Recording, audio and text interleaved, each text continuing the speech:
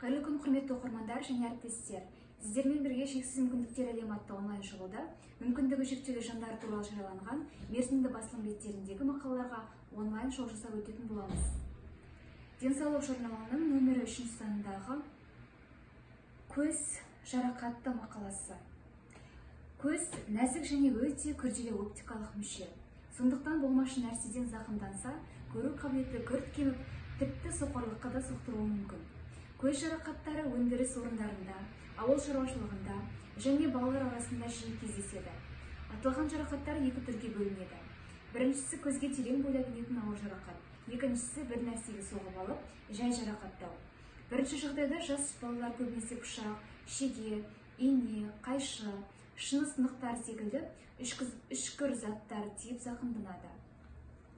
Ал мектеп жасындағы балалар рогатка, ойыншық, мылтық, жарылғыш заттар, карбидпен, қалам, таяқ, темірдің үшкір сынықтары, аэрохоккей таяғы, садақ, ұсақ тас, балшық және тағы басқа заттардан көп жарақаттанады.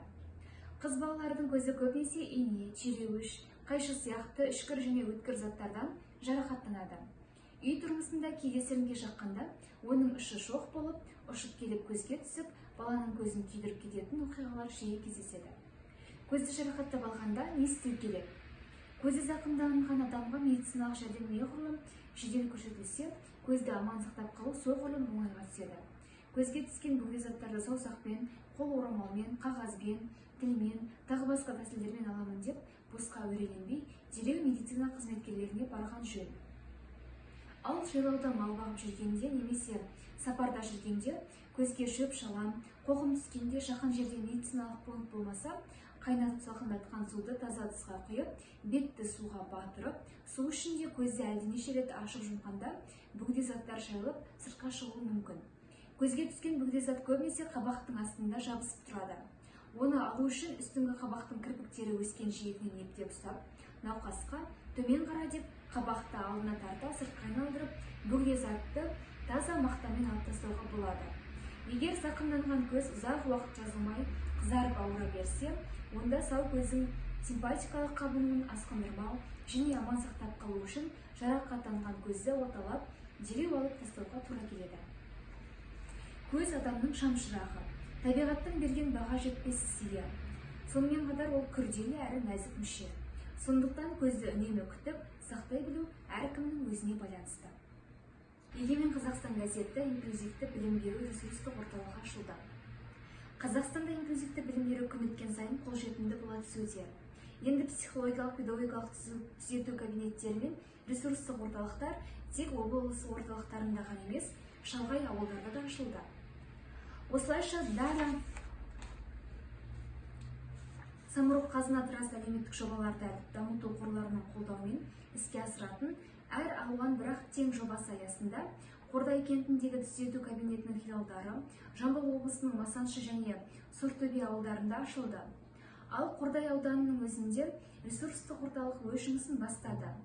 Бұдан басқа 15 жылдан бері жұмыс істеп келе жатқан Қордай түзету кабинетінде жөндеу жұмыстары жүргізіліп, қажетті жабдықтармен толық жабдықталды.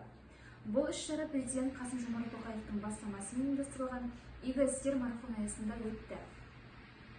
Жамбыл облысы білім басқармасының мәліметінше, Қордай ауданында ерекше білім алуға қажеттілігі бар 910 бала тұрады. Оның ішінде 400 ішінде мүгедектік бар. Мамандардың уақытылы және білікті көмегі ерекше баланың өмірін жақсартып, оның лайықты және табысты болашаққа қадам басуына мүмкіндік береді. Білім алуында ерекше қажеттіліктері талап ететін балалар мен олардың отбасыларына керекті қолдауды Қордай ауылындағы психологиялық педагогикалық түзету кабинеттері көрсетеді. Бүгін Масаншы мен Сортөбе балаларына арналған өз ауылдарынан шықпай-ақ көмек алуға мүмкіндік беретін тағы 2 филиал ашылды. Осы жұмыс істеп отырған аудандық психологиялық педагогикалық түзету кабинеттері дамыту жобасы ауылдық жерлерде тұратын ерекше білім беру қажеттілігі бар балаларға қызмет көрсету спектрін ілгерілету және кеңейту үшін үлгі бола алады деп атап өтті Дара қорының өкілі Сәуле Бексұлтанова. Психологиялық педагогикалық түзету кабинеті бұл кез келген ерекше бала және оның отбасы, дефектолог, психолог, логопед, тифлопедагог, ЕДШ нұсқаушысы, музыкалық ырғақ педагогикасы сияқты мамандар командасының кешенді білікті көмегін ала алатын мекеме. Жыл сайын психологиялық педагогикалық түзету кабинеттері филиалдарды қоса алғанда дамуында түрлі ауытқулары бар 120-дан астам балаға тегін қызмет көрсете алады. Психологиялық педагогикалық түзету кабинеттері және басқа да арнайы білім беру ұйымының желісін кеңейтудің нәтижесінде ерекше білім беру қажеттілігі бар балалар өз құрдастарымен бірге жалпы білім беретін мектепте оқи алады.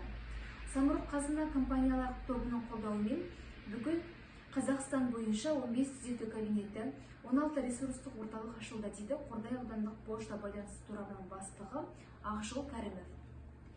Ресурстық орталық бұл ерекше балалармен жұмыс істейтін мамандар мен қарапайым мұғалімдердің мектеп кеңістігі және ынтымақтастық аймағы.